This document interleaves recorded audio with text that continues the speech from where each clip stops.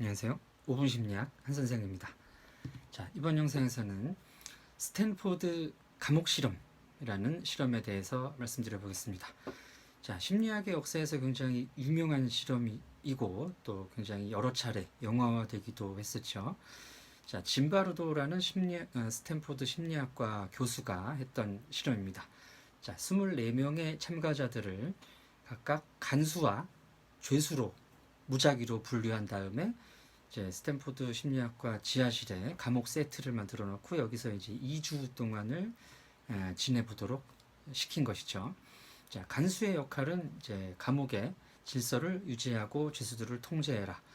그리고 죄수들의 역할은 간수들의 통제에 따라서 2주간 잘 생활을 해라 였습니다.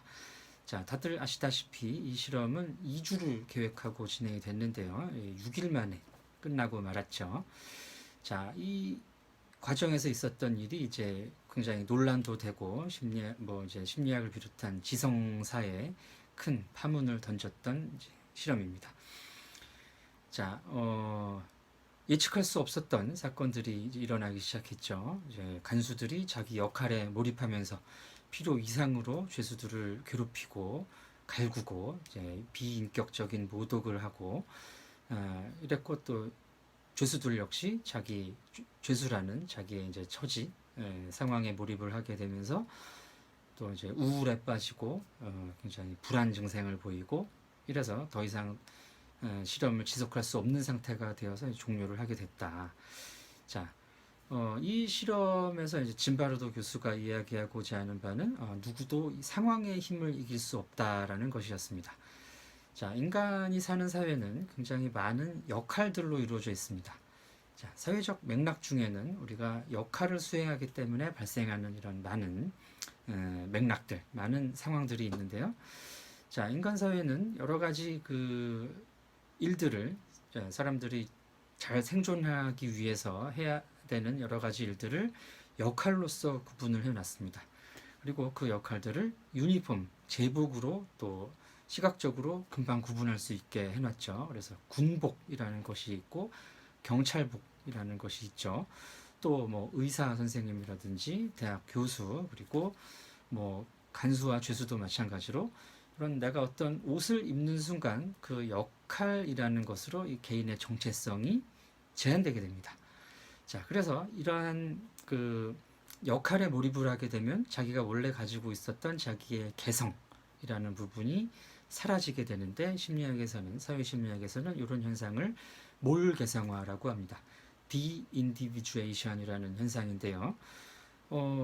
이 개인의 정체성이라는 것은 굉장히 평소에는 중요한 것이죠. 내가 어떤 사람이고 어떤 지향을 가지고 있고 하는 것이. 그런데 이것이 나의 역할을 수행하는 순간에는 날아가게 된다는 얘기죠.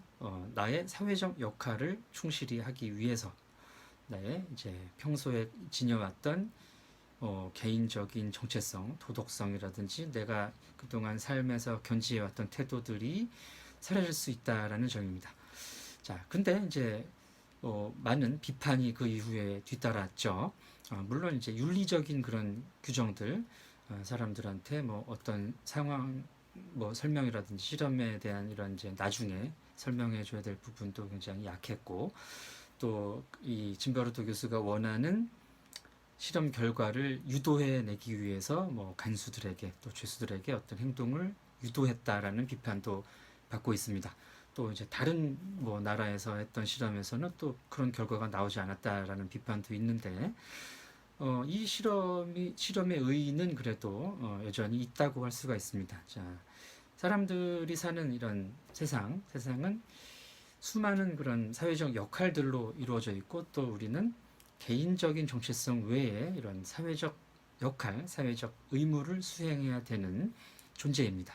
그렇기 때문에 이제 특정 순간에 원래 내가 아닌 내가 의도하지 않았던 어떤 일을 나의 역할 때문에 수행해야 되는 경우가 있다는 것이죠.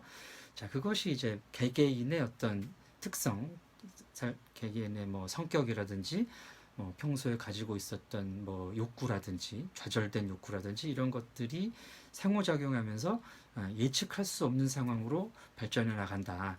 자, 이것이 이제 사실 이 감옥 실험의 진정한 의의라고 볼 수 있을 것 같습니다.